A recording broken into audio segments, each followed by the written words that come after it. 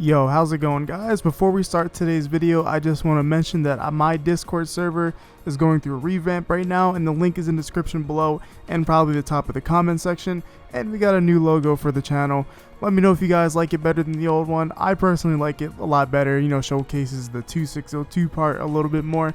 But anyways, make sure you guys join that description below, and make sure to subscribe if you're new too, by the way, so that way you guys don't have to miss out on more videos. But anyways, let's start the video. So guys, as you know, Nintendo Direct is always bound to happen around this time.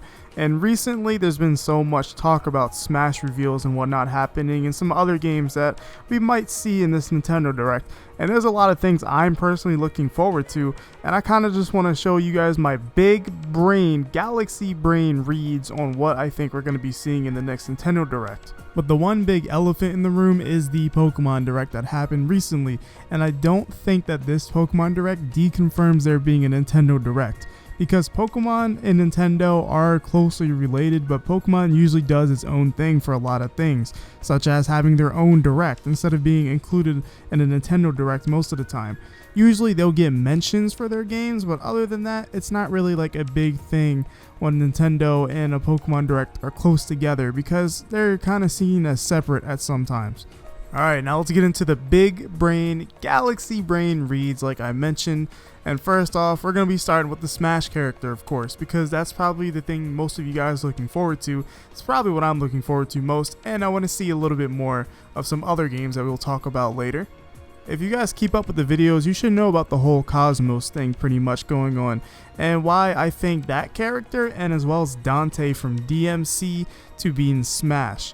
And recently, DMC 3 is coming to Switch, and one of the developers of DMC 3 actually had like a little video on Twitter talking about 3 dates that we should all look out for.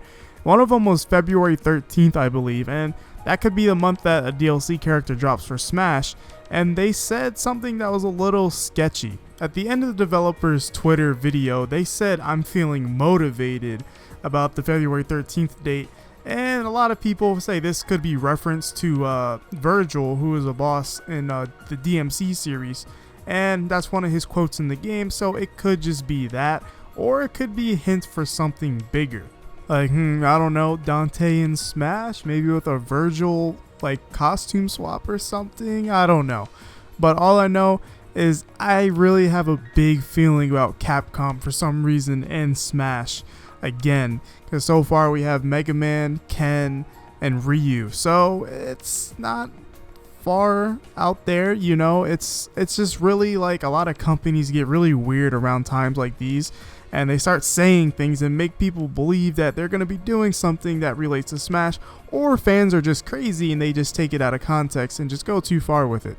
The most extreme example I can think of is when Overwatch was about to come out on Switch, and they had a Switch carrying case, and people thought that meant Tracer is in Smash. So either things like that can turn out to be a fluke, or they can actually mean something. So I'm really betting on seeing a Bandai character or a Capcom character. I feel like those two are the most likely, and honestly, I made a character tier list for DLC a while ago, and the Monster Hunter character wearing the Rathalos armor is at the top of my tier list, actually, because I really do feel like that character is likely. And if you want to understand why, you can go check out the video, so that way you can understand why, and so that way I don't sound like a crazy person to you. Moving away from Smash Bros, I want to talk about some of the games we're probably going to see.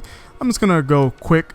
So first of all, we're going to see more Animal Crossing, of course. Why would they not show more of that game? The game comes out literally in 2 months from now. So that's a game I'm actually pretty excited for.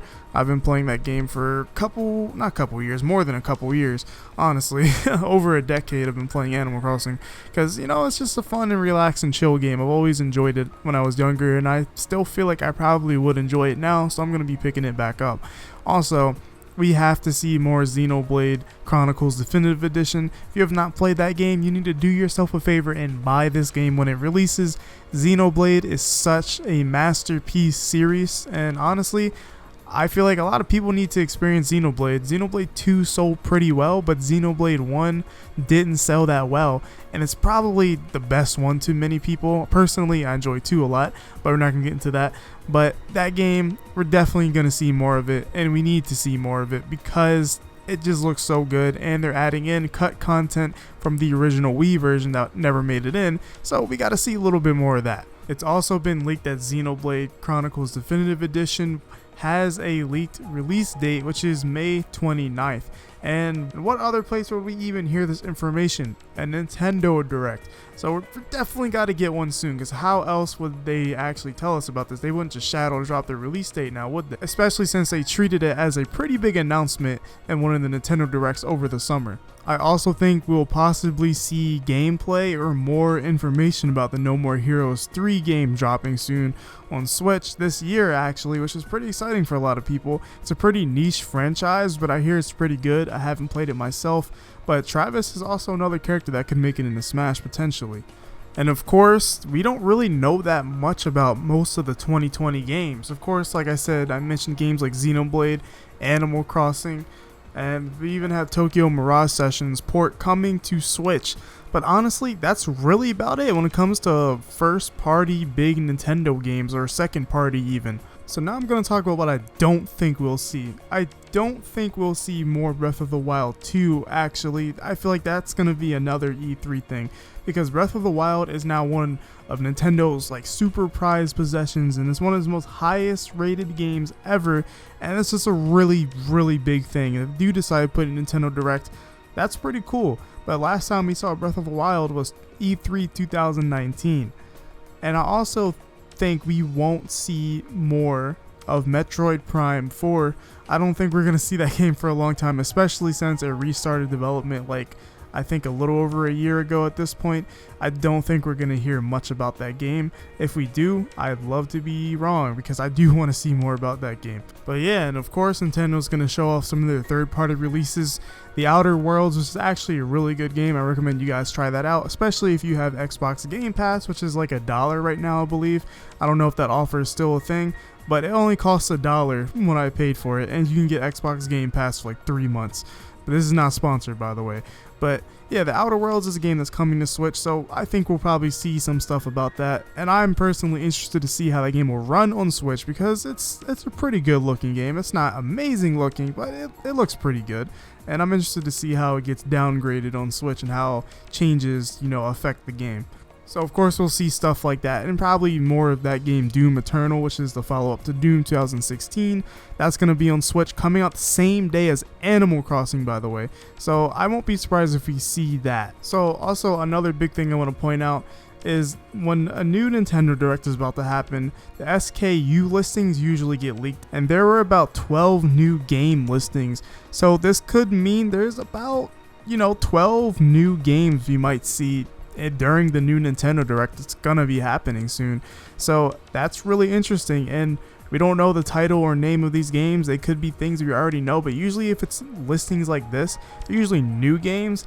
We don't know how big or small they may be, but they're new games, so who knows. And maybe we'll see 12 new games, and hopefully one of them is a Pikmin port. And I definitely do think we're going to see a Pikmin 3 port on Switch, because Nintendo did recently say they have at least 2 more games that are going to be ported to Switch. I obviously think they're going to be 3D World and Pikmin 3. It's so kind of obvious to me, but if it's not those, I'll be kind of surprised. But this was quite a bit to talk about, and I had fun talking about it, by the way. So I think that's pretty much going to conclude my big brain reads for the Nintendo Direct. I don't think it's going to be anything too crazy like the magnitude of E3. That E3 Direct was really good, by the way. So that's pretty much this entire video. If you guys enjoyed the video, make sure to like and subscribe and join the Discord to be part of the community in the description below. And like I said, let me know if you guys like the new logo. But that's going to be it for today's video, and I'll see you in the next one.